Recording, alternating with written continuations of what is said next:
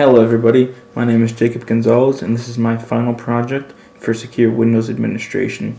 Today I'm going to show you how you can set your own password policies for your own domain. So the first thing that we're going to do is we're going to open up our server manager. From here we want to select Tools and go down to Group Policy Management.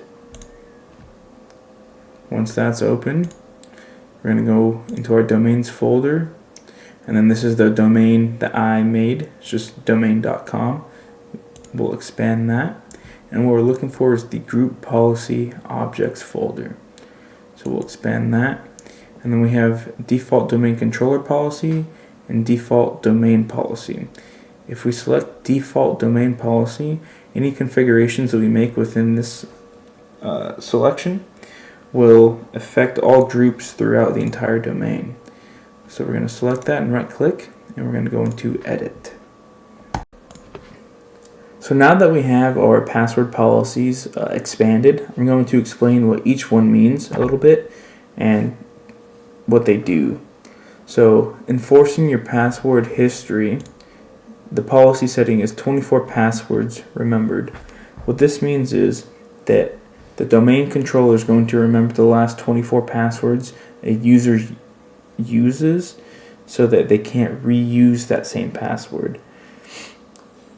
So our maximum password age is 90 days.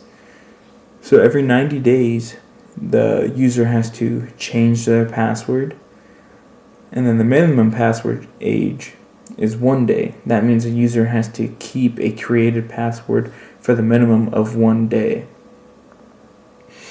Minimum password length is 7 characters. The audit is not defined, and the password must meet complexity requirements. We have that enabled. And if you don't know, you can click on this, and it has a tab here that says explain. And you can read this, and this is the password requirements for complexity that you must meet. So now that we have new password policies configured, the next thing I'm going to show you is how to prompt a user to reset their password at their next login. So the first thing that we're going to do is we're going to open up our start menu and go to Active Directory, Users and Computers. Now that it's open, we can click this Find Objects in Active Directory Domain Services. So we'll click that, and whatever folder you were selected before is the folder you will search inside of. So if you want to search your entire directory, just click this and select entire directory, and then you can search the name of the users within your domain. So for me, for all of my users, I have their first initial of their first name followed by their last name as their usernames. So if I wanted to look myself up, it would be jgonzo as my username. And then I'll double click this, bring this up here, and now you have a little bit of my information. Then we'll go over to account. We have our user logon name, we have the domain that we're going to sign into, and then down here in account options we can select that the user must change password at their next login. So we'll just click OK, close this out, and then we will switch over to our secondary machine. So now we're at our second machine, which would be a standard computer within a business enterprise.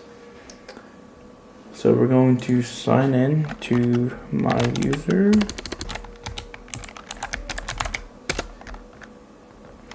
Now we're getting prompted with the user's password must be changed before sign in. So now we will select a new password and log in. Password has been changed successfully. And now we are in. We can conduct business as usual. Thank you for watching. I hope you guys learned something new.